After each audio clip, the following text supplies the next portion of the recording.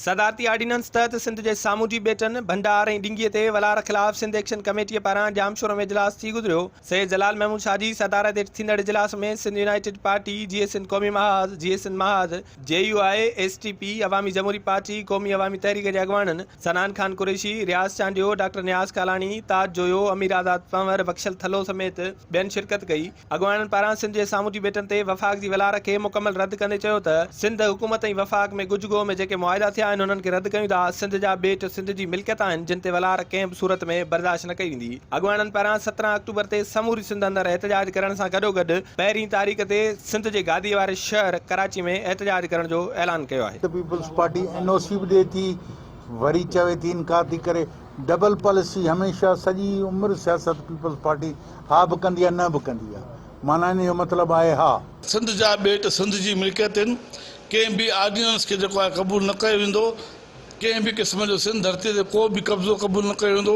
सिंध धरती जा वारिस ऐं मालिक सिंधी आहिनि। वफ़ाक़ी गवर्नमेंट जो जेको रवैयो ऐं फ़ैसिलो आहे, सदारती ऑर्डिनेंस नाहे, कब्ज़ो आहे असांजे सभिनी बेटनि ते, समुंडी पट्टी ते, सभिनी शयुनि ते कब्ज़ो गैर क़ानूनी। 27 तारीख़ ते पंहिंजो फ़ैसिलो करे अवाम खां वरितो ते बेटनि ते कब्ज़ो क़बूल नाहे, विलार क़बूल नाहे। 1 नवंबर ते लखें सिंध वासी गॾींदासीं त बेटनि ते विलार ऐं कब्ज़ो नाहे। हुनखे NOC पीपल्स पार्टी ॾिनी आहे। बिलावल ज़रदारी जा कूड़ा ट्यूट्स ऐं प्रेस कॉन्फ्रेंसूं ते असांखे क़बूल नाहे। सिंध जे ख़िलाफ़ सिंध सरकार ऐं वफ़ाक़ी सरकार जेके बि गुजा मुआहिदा कया आहिनि असां उन्हनि खे रद्द था कयूं।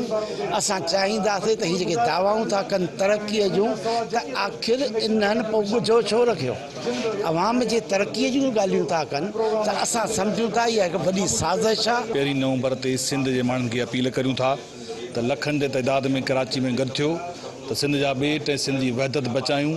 हीउ वक़्तु अची वियो आहे जॾहिं सिंध जे मथां मुश्किल वक़्तु आहे, तॾहिं ॿधीअ जी इतिहाद जी ज़रूरत आहे। सिंध जा सामूंडी बेट सिंध जी सरज़मीन आहे। सिंध जी वहदत ऐं सिंध जी जग्राफी हदुनि जे तहफ़ुज़ लाइ भरपूर जिदोजहद कंदासीं।